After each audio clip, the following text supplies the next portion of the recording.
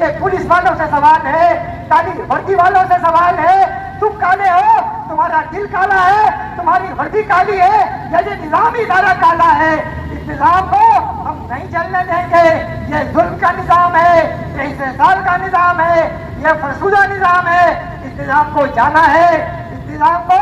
اب قبرستان کا رخ کرنا ہے انشاءاللہ۔ کراچی جہنم بنا دیا گیا ہے، پتہ ہی نہیں چلتا ماننے والا کون ہے، پتہ ہی نہیں چلتا ماننے والا کا محافظ کون ہے، پتہ ہی نہیں چلتا شہر کا محافظ کون ہے، پتہ ہی نہیں چلتا شہر میں ڈاکو کون ہے۔ ہم جب بات کریں تو دہشت گرد کہلاتے ہیں۔ ہزاروں ظلم ہو مظلوم پر، ہزاروں ظلم ہو مظلوم پر تو چپ رہے دنیا، مگر جب مظلوم بولے تو اسے دہشت گرد کہتے ہو، مگر جب مظلوم بولے تو اسے دہشت گرد کہتے ہو۔ 15 سال سے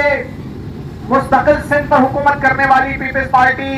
میں سوال کرتا ہوں اس پیپلز پارٹی اور اس کے حکمرانوں اور اس کی قیادت سے کہ یہ وہ شہر ہے کہ جس شہر کو آپ اپنا دارالحکومت کہتے ہیں، یہاں کی وزیر اعلیٰ ہاؤس اور اسمبلی پر بیٹھنے کو آپ فخر محسوس کرتے ہیں،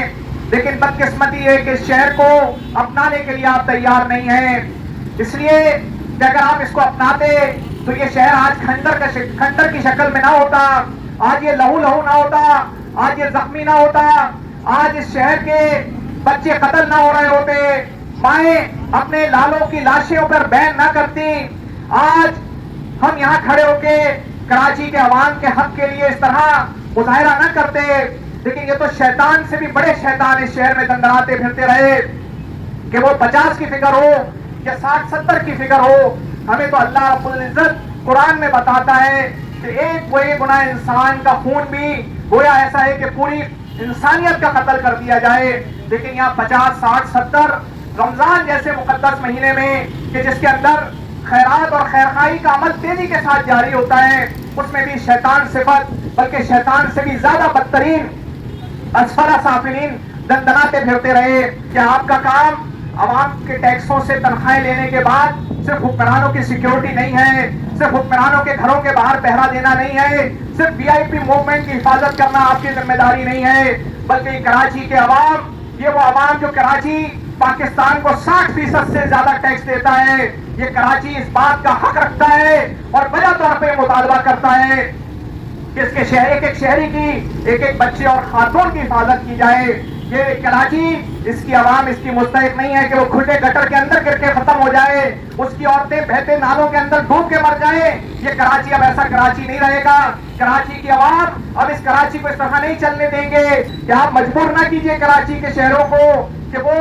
خود اپنی حفاظت کا بندوبست کریں۔ ہم نہیں چاہتے کہ کوئی ایسا اعلان کرے کہ عوام اپنی حفاظت کے لیے خود انتظام کریں، خود بندوبست کریں، حالانکہ یہ کراچی کی عوام اس وقت تو اپنے علاج کا انتظام بھی خود کر رہی ہے، اپنے بچوں کی تعلیم کا انتظام بھی خود کر رہی ہے، گلی محلوں کی سیکیورٹی کا انتظام بھی خود کرتی ہے، لیکن اس کی جان و مال کی حفاظت اصل میں حکومت کی ذمہ داری ہے، اور حکومت وقت ہم اس کو اس طرح سے اسپیئر نہیں کریں گے، اس طرح سے اس کو صرف اقتدار کے مزے لوٹنے نہیں دیں گے۔ اپنے رویے کو تبدیل کیجئے، کراچی کے ایک ایک شہری کی جان و مال کی حفاظت آپ کی ذمہ داری ہے۔ یہ اب نہیں چلے گا کہ عید جیسی خوشی کے موقع پہ بھی لوگ اپنے بچوں کی لاشیں اٹھائیں، رمضان میں لاشیں اٹھا کے عید پہ سوگ منائیں۔ یہ اس کراچی کا مقدر نہیں ہے اور نہ یہ مقدر ہم بننے دیں گے۔ آج جماعت اسلامی اس بات کا اظہار کر رہی ہے کہ اس کراچی کے پیچھے جماعت اسلامی اور اس کی پوری قیادت موجود ہے۔ جب تک ہم واپس کراچی کو روشنیوں کا شہر نہیں بنا دیتے، ہم چین سے نہیں بیٹھیں گے۔ کہ یہ اسلحہ جو آتا ہے یہ کیسے آتا ہے؟ یہ یہاں پر آتا ہے، سرپرستی میں آتا ہے۔ یہ سب کو معلوم ہے کہ تھانے بکتے ہیں، یہ سب کو معلوم ہے کہ یہاں جرائم ہوتے ہیں، یہ سب کو معلوم ہے کہ ان جرائم کی سرپرستی ہوتی ہے۔ کہنے والے کہتے ہیں کہ اگر کسی آبادی میں آپ نہیں بسا لیں اور وہاں تھانہ نہ بنائیں تو اس وقت تک امن رہے گا جب تک کوئی وردی والا وہاں نہیں پہنچے گا، اور جب کوئی وردی والا پہنچے گا تو پھر وہاں سارے ہی جرائم شروع ہو جائیں گے۔ آپ انگلیوں پر گرنا شروع کر دیں، نام لینا شروع کر دیں، ایک ایک جرم کی گواہی دینی شروع کر دیں، سارے کے سارے جرائم وہاں ہوں گے اور ان سارے جرائم کا پتہ جو ہے وہ کلیکٹ ہو کر اس تھانے کو پہنچے گا اور تھانے سے پھر آگے بڑھتا چلا جائے گا۔ میں نے اس دن بھی ایک تجویز دی تھی کہ اس کا حل کیا ہے۔ میں نے یہ کہا تھا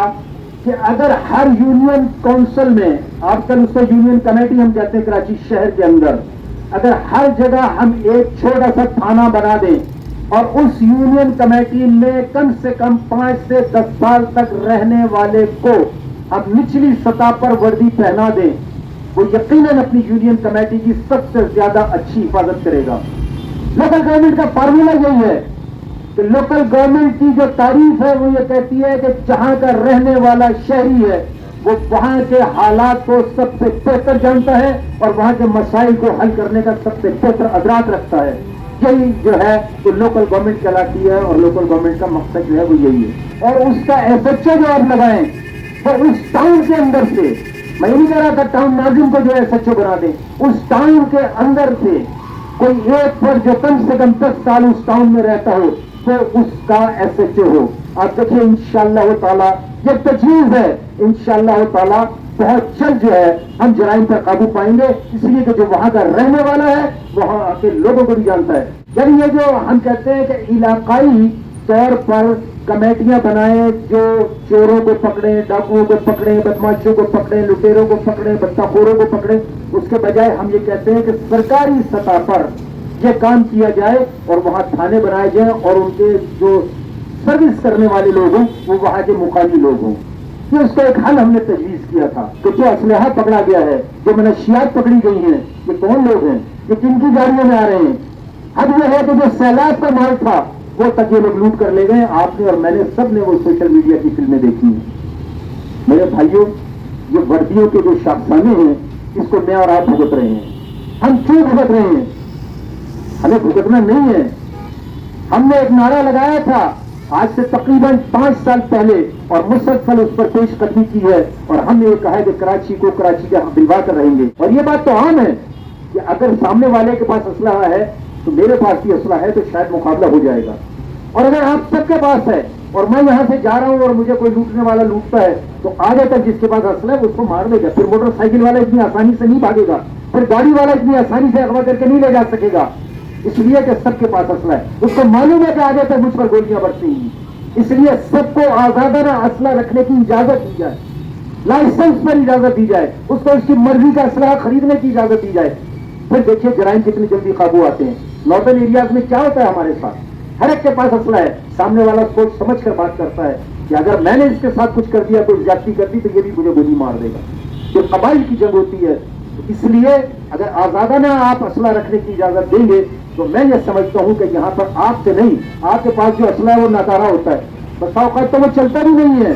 لیکن اگر چلتا ہے تو وہ مجرموں کے بجائے جو روڈ پر چل رہے ہو تو ان پر چل رہا ہوتا ہے۔ مجرموں کو پورے مواقع فراہم کیے جاتے ہیں کہ وہ نکل جائیں۔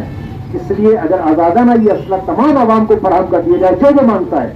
جو لائسنس لے کر اسلحہ حاصل کرنا چاہتا ہے، سب کو فراہم کیجیے، انشاءاللہ تعالیٰ دیکھیے کتنی جلدی امن قائم ہوتا ہے۔